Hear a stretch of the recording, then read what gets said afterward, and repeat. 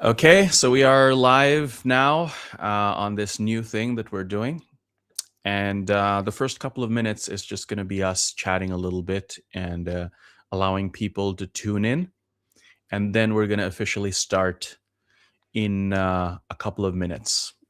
So, and in that way, we can also test that this thing is working because this is a live recording, or this is a live that will later become a recording. And we're kind of seeing we're testing a couple of things here. So we should be live on YouTube, X, Instagram, LinkedIn, and Facebook. And I'm going to go live on Instagram as well because it has a little different kind of thing. I think, Div, you won't see the live comments on Instagram, but I'll read them up as we get them. Okay, Yeah. sounds good. So how's it going with you? It's Monday, 29th December, the last Monday of the year. Yeah, last Monday Mm. of the year, basically. Today was my exam, so I just gave my first exam. Oh, That's what has happened today. how did it And go? it went well. I mean, I Yeah. was able to answer all the questions, and I used different methodologies to make it such that it looks good. Like I did some diagrams, illustrations, examples, and things like that. Mm. Overall, it was quite good. I mean, and yeah, that's what happened in the morning. Then I took some orders that came from Amazon, and mostly that was the thing. And yeah, that was a day. Like that was Monday for me, last Monday of this year. What about you, Rafid? Uh, so I want to just ask you: did you have like you had 3 hours of study for the exam, or I mean, I wasn't able to study that much, but I was able to like skim through and read all the notes once. So that's what I did in terms of preparation, and then just gave the exam head on. okay? So when you say you weren't able to study that much, you mean 3 hours that much? So it was less than 3 hours. Not, I think, yeah, yeah, maybe. I mean, I didn't counted those hours, but Mm. maybe it was like around that time as well, like only. So yeah. Okay, cool. Yeah, I also had a good day. I was just um,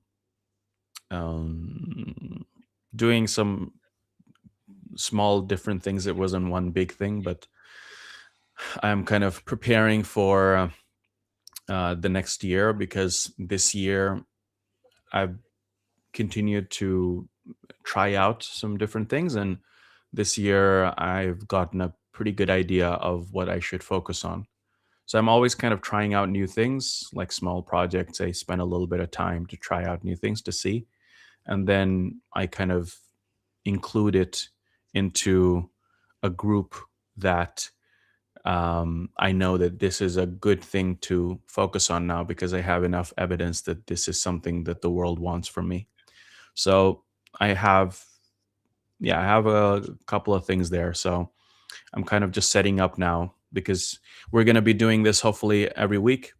And now that I have you, I can, just hand things over Yeah. to you and just show up for these and not have to do everything myself, like editing and taking out clips and making reels and everything. So I have the same thing with like two other people that are also helping me.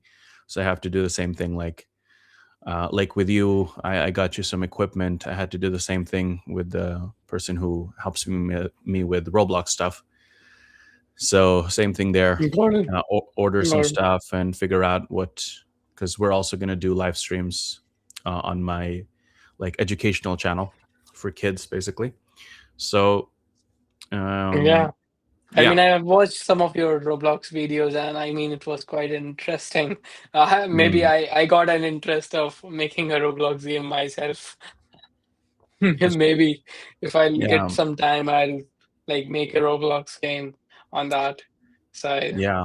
It's really interesting how effective that is, because you just I remember I was I was doing a weekend course, uh, and I was staying at a place, and the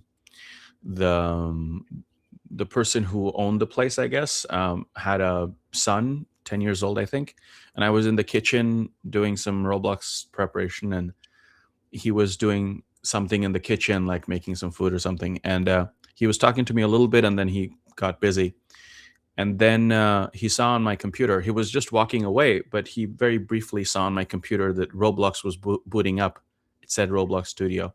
And then so he was walking away, and then he stopped, and then he looked back at me, and then he came back and said, "Wait, is that Roblox?" I said, "Yeah." "What? Like what? Can you show me the games you've made?" Well, so it's really insane. If you compare that to like um, JavaScript, if you're going to be like, we're going to learn JavaScript now, there's no anchor that gets them, so it's really interesting how effective it is. So yeah, I'm not really a game developer myself. I have developed games before, and I've taught it too, but I'm going to use whatever tools are there that gets kids interested, because I think kids today are unfortunately living in a time where it's very difficult for them to learn how to build things and create things of their own when consuming things is so much easier. So, yeah, uh, that was one of the things that worked so well this year that I need to have some help on it next year. So, yeah. Hmm. Yeah, I mean, now it's time to scale. That's what I would say. Yeah, I mean, I just am very careful now with scaling, because I have done this before, and I scaled a bit too fast before, and so now I'm taking my time. So for example, with you, the fact that you're helping me with this now, which is really cool for me, because it makes it much easier, and I think it's much more interesting as well, rather than having one person talking just to the camera. It's much easier to have a conversation with someone, whatever you're talking about. So I'd seen that done before on other podcasts, and I thought, I also want to do that, but I felt like I have friends, but I don't know if someone would be willing to do that kind of thing, because it's a lot of work. So Yeah. I started working on that a couple of years back, and Mm. so you happen to be the person best fit for that. So that's really cool. So I think Mm-hmm. I only see one person here, but I think the live view numbers here are not accurate. So let's actually just start this thing, because we're like 8 minutes in already. So I'll do a little quick Okay. intro, and then we can jump into it. Sure. So, welcome everyone to the first podcast episode. Rafid Hoda podcast is what I'm calling this. I have with me here Div Saxena, my very good friend, and also a student. And, we've developed a relationship over the last couple of years, and I'm very happy that he can join me on this thing. So, just to give a little context, if you've been following me, then you know that I've been putting out a lot of content over the last 4 years, I would say. And that has been posts on X and LinkedIn, also videos and online courses, and a lot of these kind of things. And I've kind of just done it very randomly. I've tried a bunch of different kinds of things. And what I've learned is that for some reason, people like watching me live or hearing me live, or just clips of it, talking about all sorts of things. And I think a lot of the audience is maybe Div's age, Yeah. my maybe 10, 15 years younger than me. And so I always think that, am I really the type of person that I should go out and make content? But I now have enough evidence that people at least like a little bit. Some people like it a lot, and so I thought, you know what, you got to get over this stuff, because it is actually helping people. And I made a decision a long time ago. When I was in a different place in my life, that there were a lot of people that helped me that I had never seen, or I didn't know them personally, but I would just watch YouTube videos or movies with them, or read stuff that other people had written, and it had a profound effect on me, and it helped me get through that stage in a much faster and better way than what would have happened if I had was completely alone. And So if I can be that for even one person, I think this is all worth it. And I think it's just very fun to do these. So whether one person is listening or 1,000, I think it's worth it. And I just learn things along the way as well. So the agenda for these is really just that we have kind of one idea or concept that we start off with, and then we just see where this takes us. Um, so there's going to be a live that we are going to be doing these live because I think that's the best way to do it for me. And then Div is going to take the live video and cut it down into a shorter video that hopefully is more coherent and easier to watch. And then we will also extract out smaller clips that will go on Instagram and Spotify and other places. Those that are just based on like one question that is being addressed in the video. That's like 1 to 2, 3 minutes long each. So does that sound like a good idea, Div? Yeah, of course, we'll try to A/B test a lot of different things along the way, and we'd love to like get feedbacks from the audience whether what exactly format they like, and we can definitely consider that as we go Awesome. on. Yeah. So if you have any questions or anything like that as we go, feel free to just post them. This is going out on YouTube, X, Instagram, LinkedIn, and Facebook. And I see that my dad actually just said hello on YouTube. So that's nice that he's also watching. Yeah. And so we'll have the comments on, and all the comments from the different places should come in here. So we can take them as we go. So, since this is the first podcast episode, and we hope to do one of these a week, I thought that we could go back in time and do a little bit of background on me. And so, what do you think is the best place to start here, Div? How far back should we go? I think let's go back, to the place where you were born. So if you could tell the audience about like where were you born and uh, like how did you end up in this world and how did everything started? If you can just give us a background about it, that will be great. Yes. So, very quick background on me. As you can see, I look uh, Indian. And so I was born in India in 1991 to two Indian parents. And my parents are from a state called Bihar. That's where like my family is from. But I was actually born in a city called Surat, which is like, I want to say like 5 hour drive from Mumbai on the west side. And so I'm the first of five kids, and my parents were quite young when they had me. And my father was working as a petroleum engineer for the big oil company in India called ONGC. And that's why he was in Surat, because that is where they had, a bunch of people doing that kind of work. So I was born in 91. Then my younger brother was born in 1994. And then my two sisters came after that in 2000 and 2003. And then my youngest brother came in 2011. So there is 20 years between me and my youngest brother. Um, and yeah, so I don't really remember that much of India because at 5 years old, our family moved to Norway because that is where my father decided to do his master's. He had done his bachelor's are already at a place called ISM Dhanbad, which is now IIT Dhanbad. So he was actually one of the few people that didn't get into IIT, but later on his university was turned into an IIT. So that's kind of Yeah, funny that IIT, if you don't know, is like the top engineering colleges in India. That's very hard to get into.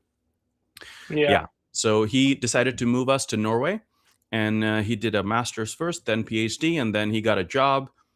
So we decided to stay there. So that is where I grew up in the 90s and 2000s in Norway, actually, in a city called Trondheim in Norway. Yeah. Where did your schooling? Did you like was like you studied in school in India as well, or was it like Yeah, I you went studied? to I went to barely went to school in India before we had to move because I was 5 years old. We moved in '96. but I remember I started at a British international school in Norway for 2 years, I think.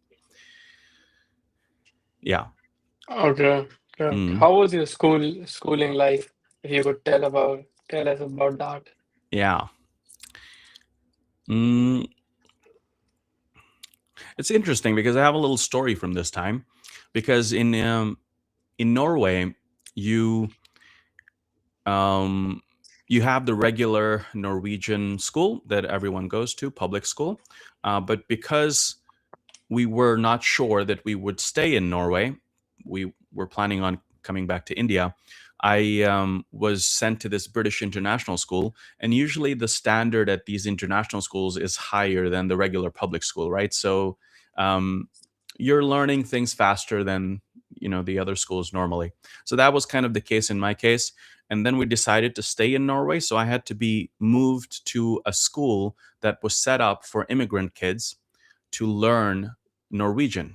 And so I was sent there, and it was very different because it wasn't as focused on school as it was before.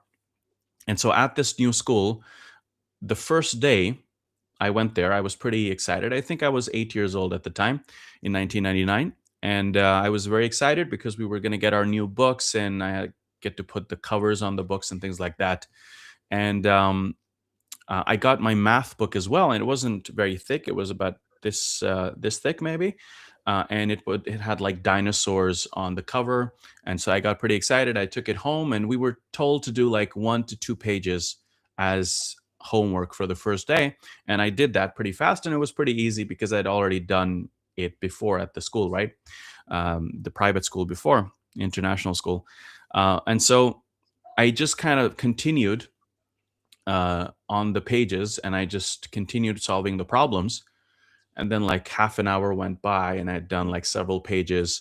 And then I'd done in about 2, 3 hours, I just finished the last page and the whole book was done. So I was like, oh, okay, that was not that bad. And so I took that book the next day, and I gave it to my teacher, and I told her that I've done this book. And I was thinking, okay, she's going to be really proud of me and really impressed that I did this, and she's going to give me the next book in the series. And she took the book, and she looked through it, and she looked through, and she was looking at me while she was doing that. And she looked through the whole thing and saw that I did the whole thing. And her face just kind of dropped, and I thought, oh, okay. I didn't really understand. And then she said, "What have you done?" And I wasn't speaking much Norwegian back then, so I was confused. It's like, "Did you do the whole thing?" Say, "Yeah." You know that this was for the whole semester, right? And that was the whole thing where the my expectation versus reality was very bad or very different. And she basically said that this is for the whole semester. You weren't supposed to do this in just one day. So go home and erase away all the work you've done except for the first few pages that I told you to do. And that was, yeah, it was 1999, so I was 8. And that is where I think that was the first time that I felt like this isn't how it should be, because why am I asked to stop working if I can still keep going? And I probably think that that is what kind of inspired this whole thing with education in me, that I want to work in education. That was probably the first seed, because it just felt wrong to me that it would be like that. But I learned that, So I you guess did erase the whole textbook I while had to, yeah. you. Yeah. And I had to do the same. I had to do it for the rest of the semester, even though I did it on the first day. I had to just redo it without getting anything extra. So that's kind of, um, I That's would kind of say, weird. I mean, yeah. if it would be the case in India, then Mm, teacher would be like giving you some pad on the back and say that good job, because in India it really is something that people respect about. If they have given you little task and you end up doing the whole task, it's considered as brilliant kid, and maybe yeah. you can get new textbooks to start solving questions off. Mm. I think so. Yeah, I think that is a difference between India and Norway. I think it would be maybe a better way to handle that. But in Norway, at least, I think maybe it's different now. But back then, I mean, it would be more responsibility for the teacher, right? She couldn't take that to anyone else. She would have to do more work. And she was like, a Norwegian woman in her 50s or 60s, I think. So unfortunately, that was the case. But yeah, that was my first experience with Norwegian school, I guess, which Yeah, and wasn't very also good. like your mother tongue was Hindi, right? Yeah. So like how was the phase in which you tried learning a new language that is Norwegian? And if you Yeah. could tell Uh, us about some phrases to audience too, so that they can mhm. also know about Norwegian language or something like that. That will Yeah. be great. Okay. So, how is the Norwegian language? Um, Norwegian language is actually one of the easier languages to learn, in my opinion. There is one thing that makes it harder, but as a written language, it's actually fairly easy. If you go for certain other languages, um, other European languages, even it's much harder. So, as a written language, I think it's not that bad. Um, I'll say some phrases. So, for example, Uh, my name is Rafid would be Jeg heter Rafid. Jeg Jeg is me, heter, heter, okay, and heter, called Rafid. Yeah. Dev. Jeg Mhm. heter Dev. Yes, That's there what you it go. is. There you go. Okay. So it's pretty easy. If you know English, it's even easier. The words are not too difficult to write. Larger words are compositions of smaller words, meaning if you want to say human rights organization, for example, in English, it's three separate words separated with a space in between. In Norwegian, you say menneskerettighetsorganisasjon. So you just put it, the three words together and form a larger word with no spaces.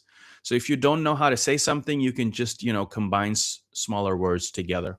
So that is what makes Norwegian rather, one of the easier languages. Where the difficulty comes in, where Norwegian is spoken very differently in different parts of Norway. So, for example, I earlier said Jeg heter Rafid. My name is Rafid. That's how a person in Oslo, that's how they would say it in the capital. If you go to where I grew up, Trondheim, um, Jeg becomes a. Ah, Yeah. So it's I heter Rafid.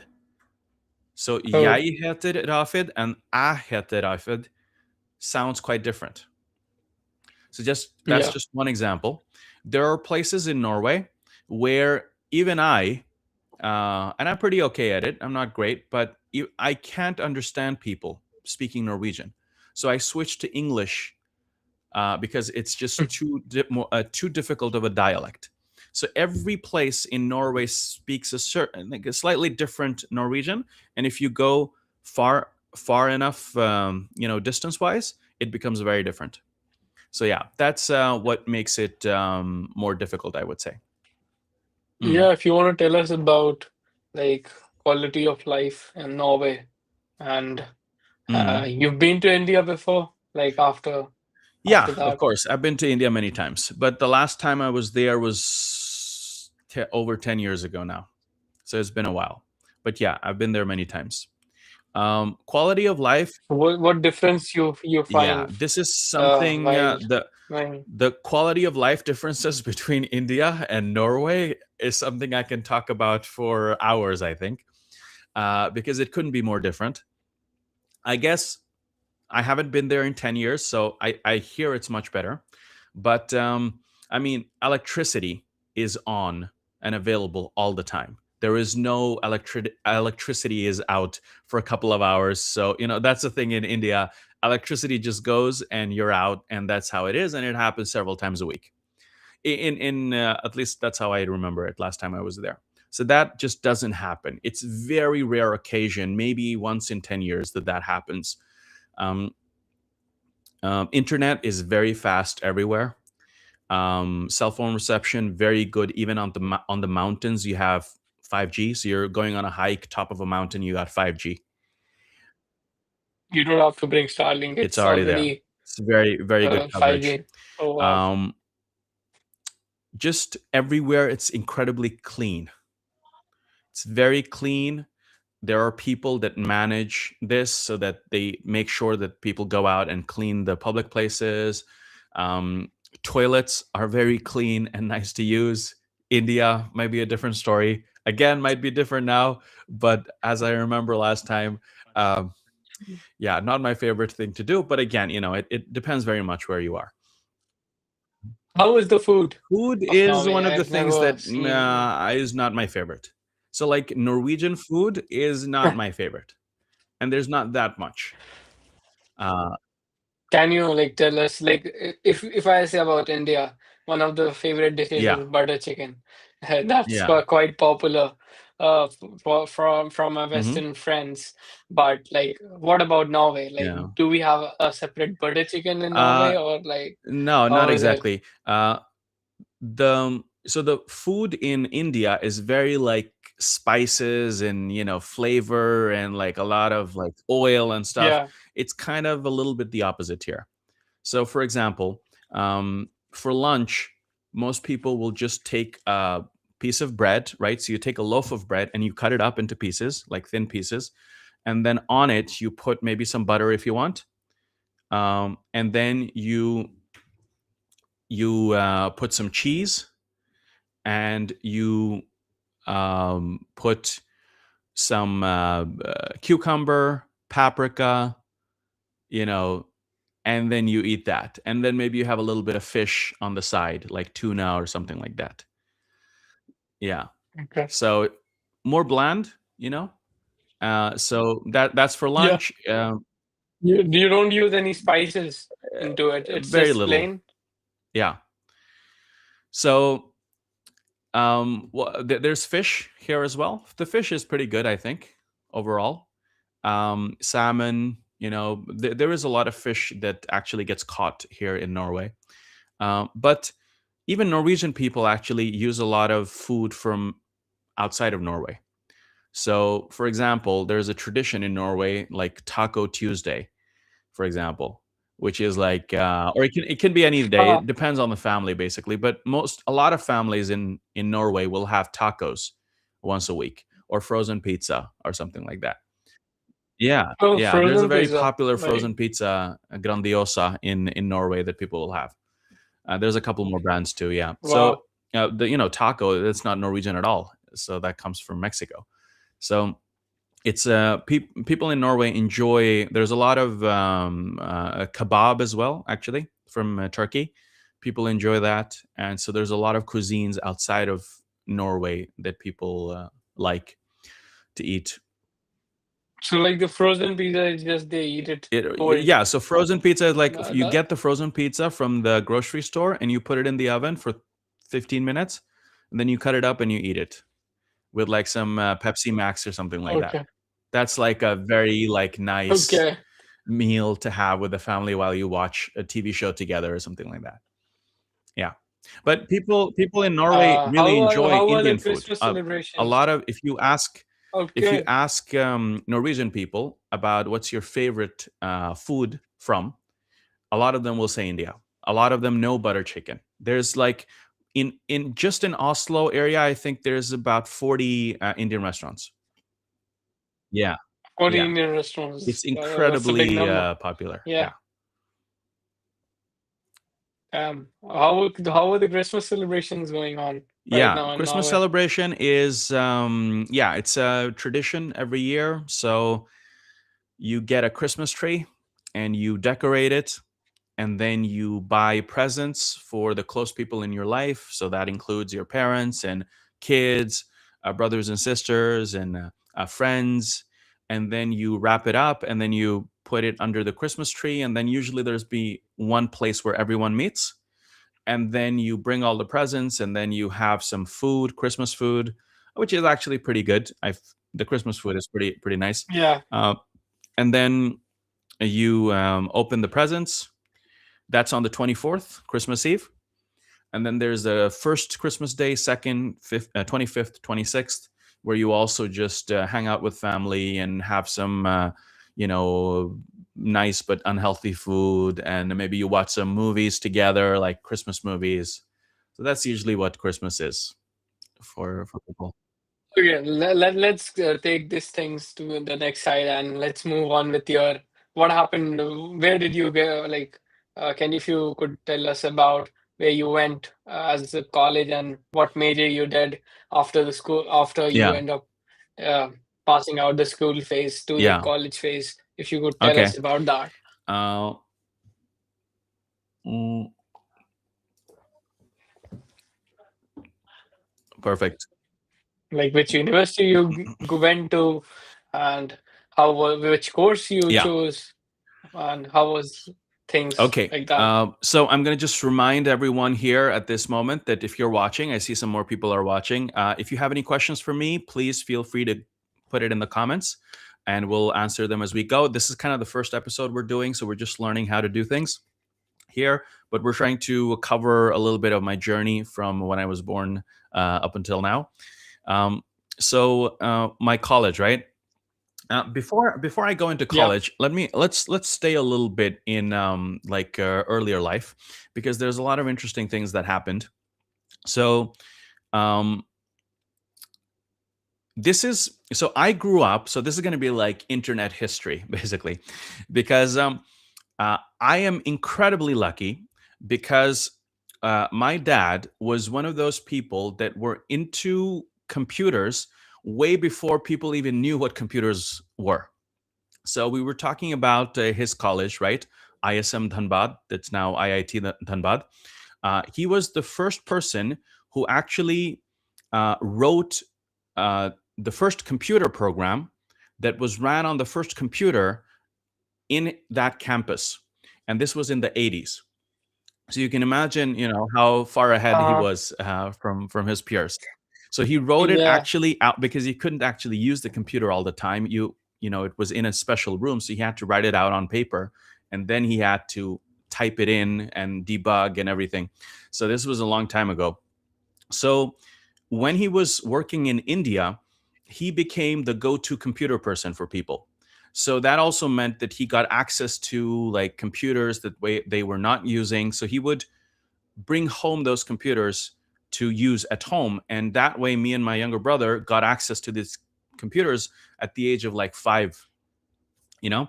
And so this continued in Norway as well. And so I got access to a computer when I was 5 years old. And then when I was 6, 7 years old, my dad showed me the internet, and he said that, if you connect with this phone line, you can connect to other computers.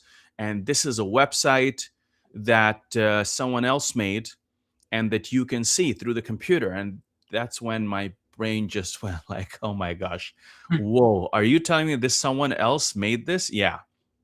And I can use it through yeah. So that was when my brain just, it opened up a whole new world. And so I remember using Yahoo. Uh, Younger people won't know what that is, but Yahoo was the biggest No, I website know. on earth back Yeah. then. It Yep. was Yep. It was. it was the place you would go to find information. But the way it worked was that you go to the place and then you say, I want sports information. And then I want to, read the news or read the match from yesterday on cricket. And then this. So you had to click yourself to the information you wanted. And then one day in like 98 or something, 99, my dad said, do you know about Google? I said, no. Let me show you. Google.com. Uh, Search up whatever you want in that box and press the button. Really? Anything? Yeah. Okay. My, 8-year-old brain. Toy Story. Click.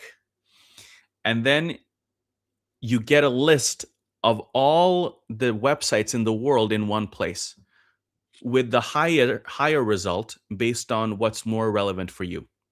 Again, just mind blown, because Yahoo was nothing close to that. And then, of course, we know what happened to Yahoo after that, So this is the time when I was growing up. Then at like 9 years old, um, my dad came home with this software called PowerPoint, and he gave it to me and my brother for to mess around. And we had the computer at home, and um, we started doing stuff there. And at the time, Pokemon was really big. It came out in the late '90s, and I started using the draw tool to draw Pokemon, and then I moved it a little bit, and then I kept doing that, and then you could make movies in PowerPoint. You know, it wasn't meant to make movies, but it's a tool. You can do anything with a tool. You decide what you want to do with a tool. That was the first time I made something by myself using a computer that I actually cared about. And after that, there were other softwares, and I started learning something called Flash that allows you to make movies and games and programs and designs and all sorts of things, right? And that is when since then, that part of me hasn't changed. Mhm. The computer is a place where I can express myself self creatively. And it took several years to learn enough to get good, but that's all I wanted to do. I would come home from school and spend several hours every single day teaching myself how to do these things, whether it was building a game or it was, making a website or designing something in Photoshop. That's what I wanted to do. And this is before YouTube, remember? YouTube came out in 2005. So Wikipedia is something I remember coming out for the very first time in 2000. So in order to get the information, in and be sure that it's good information, you had to go to the university library. So I was pretty young still. So my dad got me like a university card that I could also use the university library. So I would go there and I would go into the books, the technical book section, and I would get books on how to build games in Flash, for example, like that, and then start learning like that. And the little bits and pieces you could get from the internet also helped out there. So that is like my passion that I have for this stuff today came from that time, I would say. Yeah, so that's kind of what was happening when I was like 9 to 14, 15 years old. 2005, 20 years ago now, is when I made my first few video tutorials. At that point, I had already um, taught myself things for several years, and I felt like I was starting to get good enough to teach others. And so back in the day, there was Photoshop was much bigger than it is now, and the websites back then looked much more creative and different than they do now, actually. And one of the things that people wanted to learn was, how do you take a website fully designed in Photoshop that looks amazing, and how do you cut out a little piece of it to make it a clickable button that takes you to a different website or a different web page? So that was something people wanted to learn, and I had taught myself that.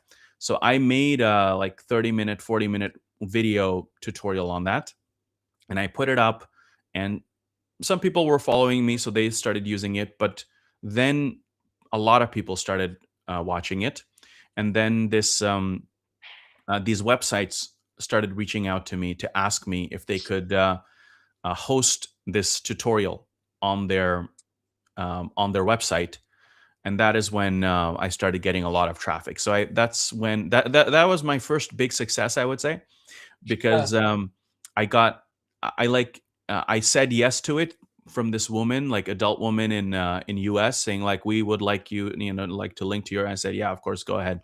Then I went to sleep in Norway, and there's like a 6 to 9 hour difference between Norway and US. And then when I woke up the next day, my website was not working, and I panicked. It's like, what's happening? This is the first thing I would do, is check my website. And then I figured out, a lot of people must have been, accessing my website, which is why my server is down. So about 15,000 people were trying to, come into my website every day, unique people per month. And that is when, at like 14 years old, I started getting a lot of emails every week of people 3 times my age sending me like, you helped me get through this course in college. Thank you so much. And that is when I understood it doesn't really matter on the internet if you're 14 or um, 30. As long as you're putting out content that people want to watch, and it was much easier to make content at back then. If so few people were making content, that even really Yeah. bad content did really well, because this tutorial of mine, I was not sounding very, like I was a 14-year-old kid, but even that was working. So that is when I went, okay, wow, that's the education passion in me awoke back then, I would say, because I looked at the impact that it was having. Mm. Yeah. So, like, did you end up creating more videos, or you just I, stopped because of other things in life? I Like, as you said that that mm, time even shittiest content was getting viral. So, don't you think yeah, you had the opportunity to like create more videos and maybe but like your videos could more videos could get viral? But I think you were like just 14 years old that was yeah, just playing with different things, yeah. right? I didn't think too much about what could go viral or what. I just kind of did what I wanted, like I liked doing. Um, so I did make some video tutorials. Like I probably made like five in total or something. But I was just doing different things. I was making some movies also, like animation films. I was making, um, and I was making websites, and I was learning a little bit about coding and things like that. I was talking to a lot of people. Actually, it's interesting because that generation of creators, actually, some of them went on, you know doing really well on YouTube, because YouTube just came out in 2005. I was 14 that year, and I think I got a link from a guy I knew on chat, on like MSN Messenger, with a youtube.com link, like the end of 2005, the year it came out. And I was like, what is this thing, youtube.com? And I clicked it, and there was some video. But the big thing for me was that there was a video playing in the browser without me having to download the video first and play it locally on my machine, which is how things were done back then. So YouTube somehow managed to do it very seamlessly with very little buffering in the browser, which is why people started using it back then. And then I started making some YouTube videos as well, and but there's this guy I used to talk to called Ed's World back then, who used to make cartoons. Unfortunately, he passed away like 13 years Oh, ago, but his channel is still alive. Other people manage it and make it, but he has 5 million subscribers now. And there's Smosh as well. They are very big. I think they have probably 30 million or something. But these people were damn. kind of, I was interacting with these people a little bit back then. So a lot of the you know people now kind of started off back then. Then I think, Yeah. yeah, go ahead. No, I mean, I just go ahead. I was like, Yeah, I was really, really interested because you were talking to these people that stayed in this YouTube thing, yeah. YouTube race, and they end up getting a lot of followers. Of course, we shouldn't chase followers, but of course, if you are interacting with a lot of people, I think you get a lot of different perspectives of the Mm, world. So it's yeah, quite good. So as a absolutely. 14-year-old, it was like, how was it like? Like you used to respond to emails, like how was Yeah, a day in your life back yeah. then? Day in the life of, in 2005. What you, Yeah. yeah. Okay, that's a good question. How was it in 2005? In 2005, the internet was much slower. Uh, when you wanted to load a really high quality image, it took some time to load. So it could take up to several minutes depending on your connection. Computers were not as good as they are today. Obviously, they would crash several times a day. Blue screen of death is something that we all know from that time. Um, but there was no Facebook. There was no one thing that has taken over everything, and that's what everyone has to use. No, there were a thousand smaller things. So, like, if you're a designer, you have your own little place in the world that one person from a certain country set up, and those types of people go there. And there's like 100 of those different places. And so communities were much smaller and much more close knit. Um, it was still not fully accepted to put your real name out there. You were still going by an alias. Parents were still very um, scared about the whole thing of don't put your real name out there because it can land you in trouble. Facebook changed that later, but yeah, the everything was much more do it yourself. So you want to watch a movie? There's no Netflix. Okay, so how do you get that movie? Well, you can buy the movie at Amazon and then have it shipped, but that whole thing will take you 2 weeks if you live in US. Anywhere else, it doesn't work for you. It So, doesn't work for you, yeah. or I mean, and then you can go the dark side, the pirating, um, Yeah. which I obviously didn't do ever in my life. But if Okay. hypothetically you wanted to pirate something, you would go to a, a website that would let you. So you had to learn about computers in order to even use a computer. You Was know, Wikipedia back then? Was there Wikipedia back then? Or Wikipedia came out in 2000, and I remember that time. I was 9 years old, and it was a big deal because it was like the encyclopedia that a lot of people bought and had in their home libraries was now going online, and a lot of people were very against it because they were like, it's not going to be accurate and it's not going to be good, it's bad for society and everything. A lot of stuff that we hear with AI was yeah, happening also back yeah. then with Wikipedia. But yeah, it came out So and it you became a have huge seen hit. all the patterns, right? Like Yeah, back then there was Wikipedia that came out, and people were like opposing it. How do yeah, you see that with the AI trend? And if you could tell us about that. yeah, um yeah, let's see. Like similar case would be of when internet came out. Yeah. People might be saying what this thing is because they don't know about it. Mm. It's Um, yeah, we're I think all roads lead to AI because we just end up talking about AI but I think it's all good because that is what people is on people's minds.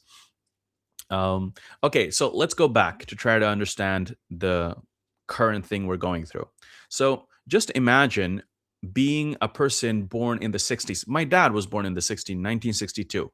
When he grew up and he was going to university in the 80s, the only way you could get knowledge was in books or in lectures. That's it. That makes going to university much more valuable than it is today. So you have to go to the library and you have to go to a certain section and get that certain book, and you can't get it if someone else has it now. You have to wait for them to return it and then you get it.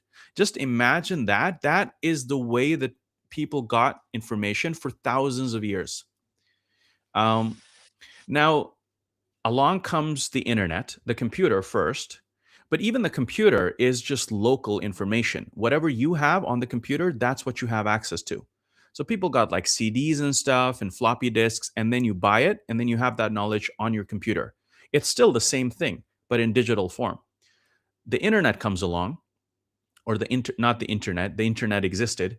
The World Wide Web comes along and uses the internet to allow you to share information with anyone in the world through something called a web browser that you can easily download, and anyone can download that on their machine. That standardizes everything because now the information that you have on your computer can easily be shared with me by you just writing a little bit of code, publishing it, and that's it. And I go to a certain address, and that's it. It's the same as I literally going to your physical address, but in digital form. Me physically going to India and physically that's gonna take me at least a couple of days at this point, yeah. But you sending me a link with your address, 1 second. That's the change that happened instantaneously. And some people back then understood that. Oh my gosh, I think I understood that as a kid when I saw it. Not fully, but I was like, oh my god, this is big. But most people didn't, as they always don't do. But that is the change that we've been living in for the past 30 years.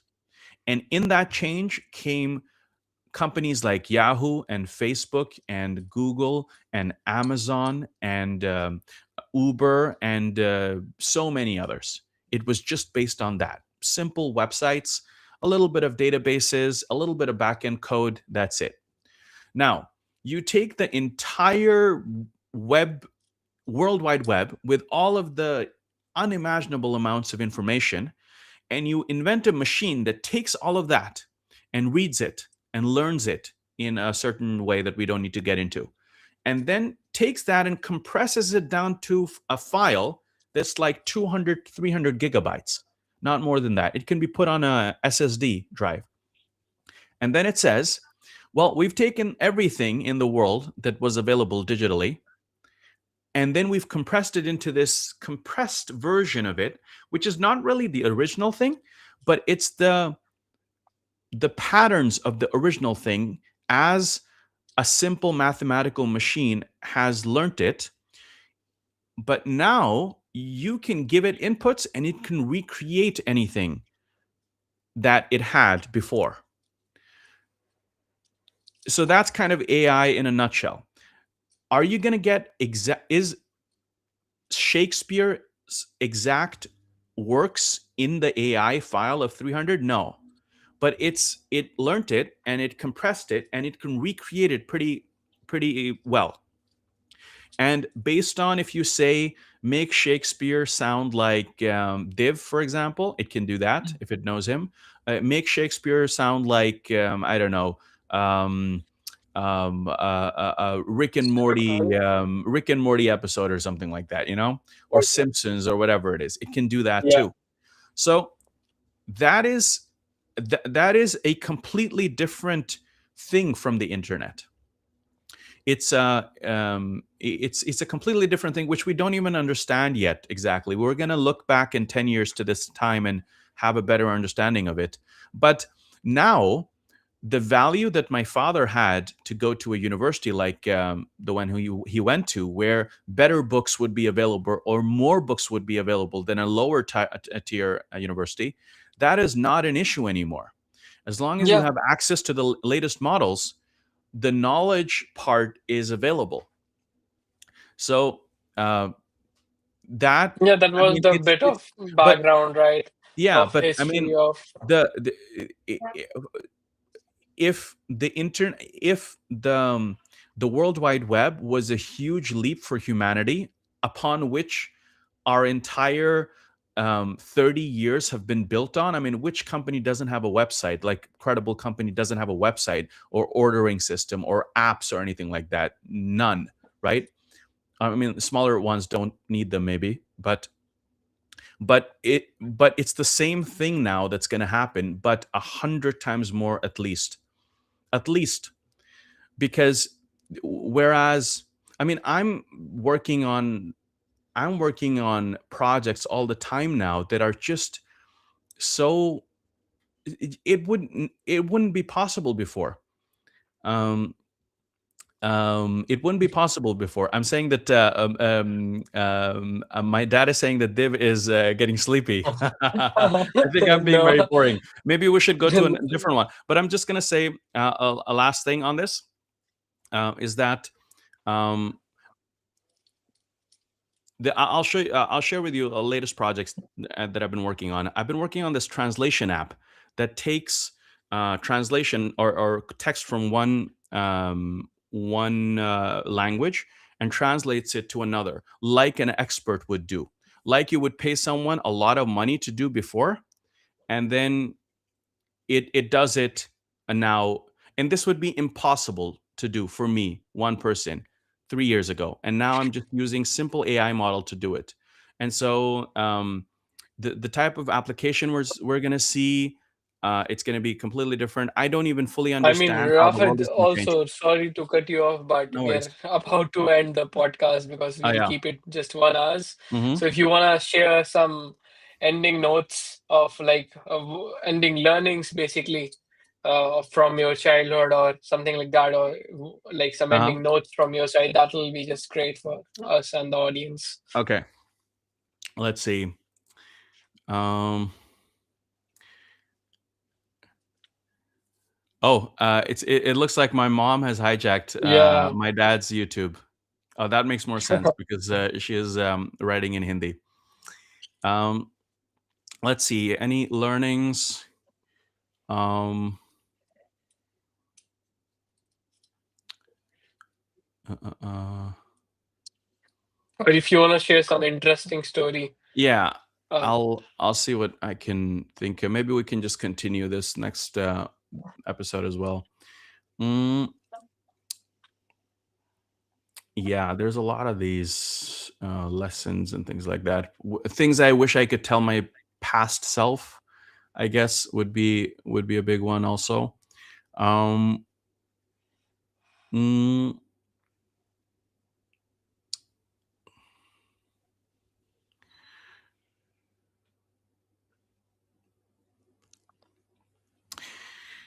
um, let's see.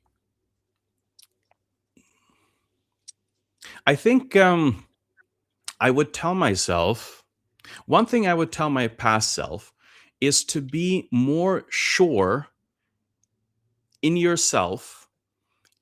Um, that's something that everyone says, but what I mean here specifically is that there is a tendency to go to other people and ask them, tell me what to do, to parents or to books or other people. And it's okay to do that. You should do that. But there is also a much more systematic way in which you can figure out what is it that you should be doing at any given moment. And so, for example, let me share a little thing here. For the longest time I thought that I have to go to university because that's just something I have to do. Because like my father has a PhD, obviously I have to go and get at least a master's. That's not a way to think about things in this world. Like, just because my dad has a PhD, that's because I have to have at least a master's. How does that make any sense? You know, like if my dad is a carpenter, I have to become a carpenter, at least go through the whole education of it. So there's a lot of things like this that I just did without really thinking it through, and didn't have the I guess I didn't have the courage myself. um so I think I would do that. And if you are maybe listening to this and you are in a place where you are maybe a little bit unsure on what to do and how to do it, let me give you a little guide on how I do it now, because I feel like I've learned to do it in a better way now. Just know that no one knows what they are talking about. First of all, no one knows what they're talking about. The people at the top that have done something for 30 years, they do know what they're talking about, actually. It's not true that they don't know what they're talking about, but they know that there is no way that you can know before doing the thing. Okay, there's no way you can sit and think yourself to all the good decisions and then only do the good decisions 100 rows, in a row. 100 good decisions in a row. That doesn't work, but we all want to do that. If I can only think more, I can do it. The planet doesn't work ever. You only learn as you do the things. So you have to figure out what is the smallest thing that I can do that doesn't destroy me, that allows me to start learning here. So I'll give you an example at different ages. So if you're 13 years old and you're like, I want to make money. Okay, how can you make money? Maybe you can deliver newspapers. Maybe you can work as an assistant or a cleaner at McDonald's. Don't think that, oh, this is a big decision that I'm going to do for the rest of my life. No, you're just going to do it for a little while, maybe just a month. But do it, and then you'll see, this is how this was. Okay. But you can do the exact same thing also if you're 30 years old or 45 or 50 years old. You just have to pick something very small and be like, okay, I'm going to do it, and then I'm going to see how it is. So for example, now when I'm testing new ideas, um if you don't have anyone that like knows about you online or something like that, I'll go from that one, because that's most true for most people. If you don't know anything and you want to test something, like I want to make some money, for example, then you go, you make a you come up with an idea of what to do. Okay, for example, let's just come up with something now. um I know how to I know how to do video editing, and in 1 hour you can do a Zoom session with me, and I'll teach you with video editing. That's something anyone can do with anything almost. Or you find something very specific, like very low budget wedding videos or something like that. And I'll come to your wedding and I'll take video on my phone and make a fun little video. This is not for people that want to spend thousands on it. I'll I'll do it for you for low budget. There's a lot of these ideas you can come up with. But you make a little web page, a simple one that shows this, maybe you make a little video, and then you put it out online, and you get it in the you get it to people that may have that problem. And then you see, are they actually reacting to it or no? If there's absolutely no reaction and you've tried for 2 months every single day, maybe not such a good idea. If if they are reacting to it, then maybe there's something there. Reach out to them, do a video call with them, ask them more questions. You know? So these type of things I wish I did more of.